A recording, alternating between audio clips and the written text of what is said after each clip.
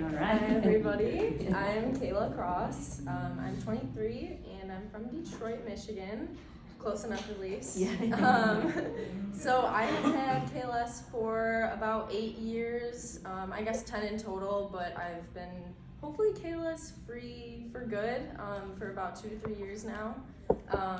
And I have been taking lithium for the last 2 to 3 years, so I do kind of credit that to, me being healthy the last few years.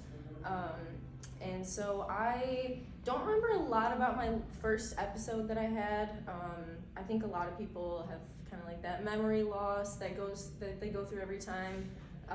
So I do remember just kind of like my parents running me around to different places, trying to see different doctors, going to different hospitals. But it wasn't until about 2 years later, which I guess is relatively pretty fortunate compared to some other people who may have never gotten diagnosed at all. And it did take some time. I did have some incorrect misdiagnoses like everybody else.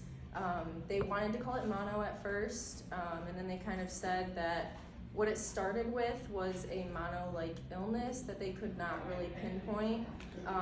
And it sounds like a lot of people, and I see a lot of people's heads shaking, it sounds like a lot of people had kind of an illness that kind of started their first episode. So like I said, I don't remember a lot about the first episode, but it was kind of a lot of running around, and I was eventually diagnosed at 15 by Dr. Trock. He is from Michigan, Beaumont Hospital doctor, and he's just a sleep doctor. Didn't know really anything about Klein-Levin syndrome, had never really heard about it. I think just through Beaumont and him talking to a neurologist that I was already seeing, they kind of made the connection, and I believe he saw it online. So he had no previous experience with KLS or anything like that, but he was able to diagnose me.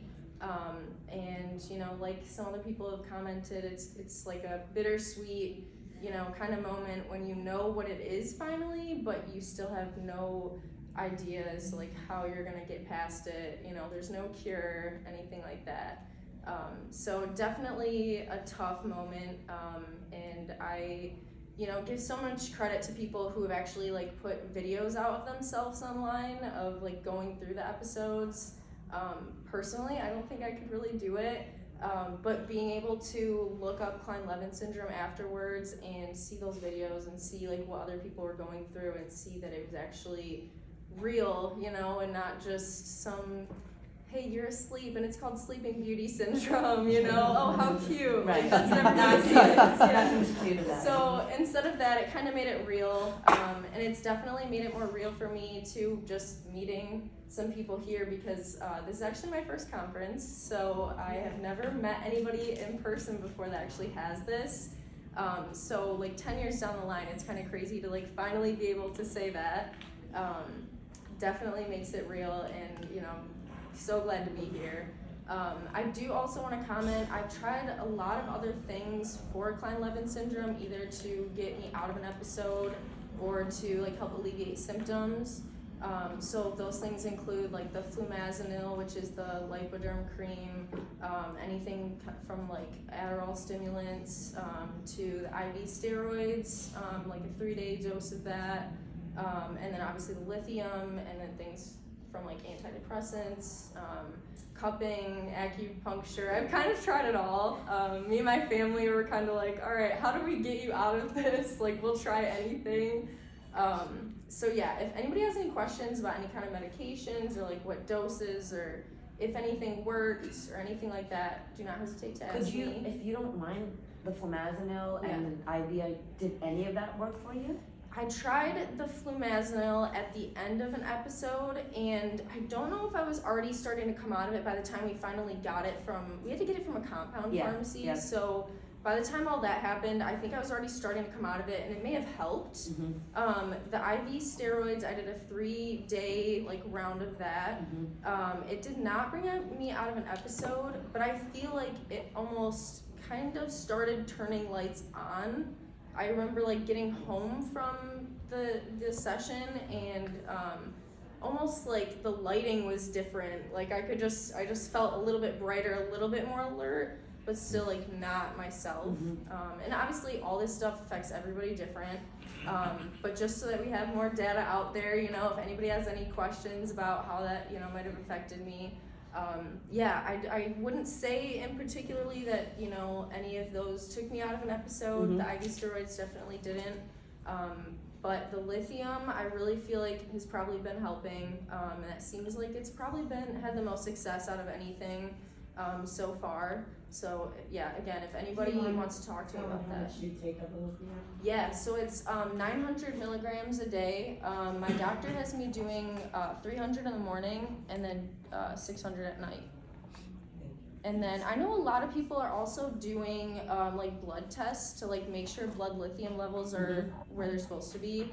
My doctor has not been doing that. I don't know if it's something that other people here maybe are doing, or if anybody maybe has the information on like if it's. He's giving you a level that you don't have to. Okay, so it is pretty so low. Just so you guys know, my son took lithium, but the thought is that they gave him too much. Okay. And he had to take the blood test and all of that.